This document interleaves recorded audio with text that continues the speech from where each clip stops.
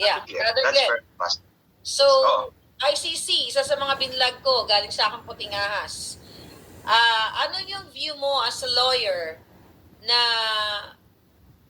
wala na tayo sa ICC, hindi na tayo miyembro dyan, pinapasok, ayon sa aking puting ahas, okay, na pinapasok na andyan na sa Pilipinas, itong mga miyembro ng ICC at naghahanap na ng mga ebidensya laban not only kay Pangulong Duterte at kay Inday Sara doon sa mga biktima daw ng war on drugs. Anong ano mo dito? Tingin mo dito na bawal, unconstitutional, sabi nga ni Attorney Harry Roque, ay, against the law ito. So ikaw, anong point of view mo dito? If I will describe that in a few words, that would be abject surrender of sovereignty for political expediency. Wow. Yun mga kababayan. I'll explain. Yeah. That's an abject surrender of sovereignty purely for political expediency.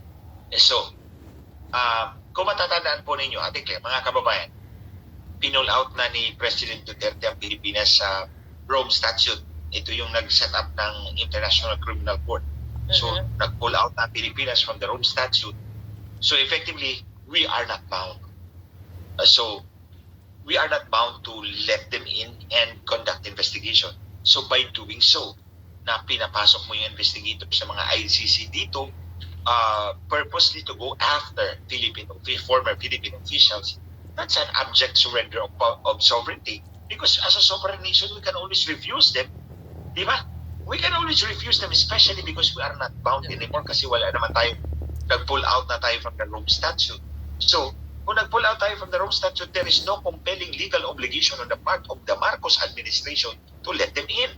Yeah. So, pag pinapasok mo sila, then you surrender the sovereignty of the Filipino people to these people.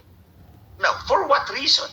Dahil gusto mong tirahin si President Duterte and neutralize Sara Duterte para walang kalaban si Tambaluslos sa 2028. At para masiguro na si Tambaluslos ang presidente and subsequent to that, sa 2034, si Sandro Marcos. So, yun ang sinasabi ko, that's an abject surrender of Philippine sovereignty purely for political expediency. Political expediency ng mga Marcos. Ang purpose nila, pinapasok nila, tirahin nila si President Duterte, takutin nila, and then neutralize Sara. For what? Posible naman nilang sabihin na, ito, hahabulin kayo ng ICC, kukulong ka.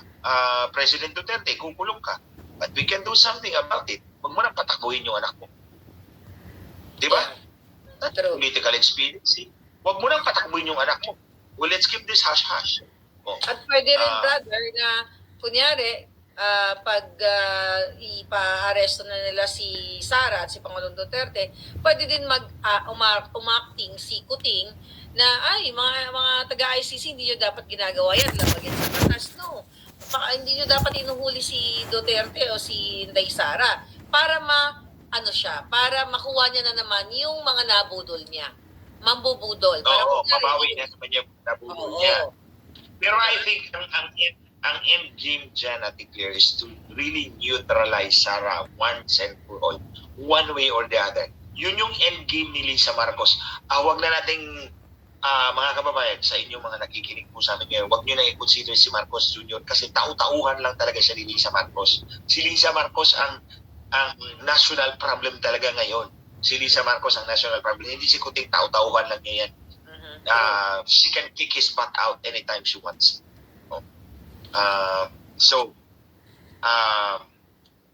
Ang gusto talaga ni Lisa Marcos man-neutralize si Sara para walang kalaban si Tambaluslos. Kasi on his own, si Tambaluslos hindi talaga mananalo. Hindi talaga mananalo si Tambaluslos. Tingnan mo yung mukha ni Tambaluslos. Walang kari-karisma, walang apil-apil sa taong bayan. He's not presidentiable no matter how much he tries.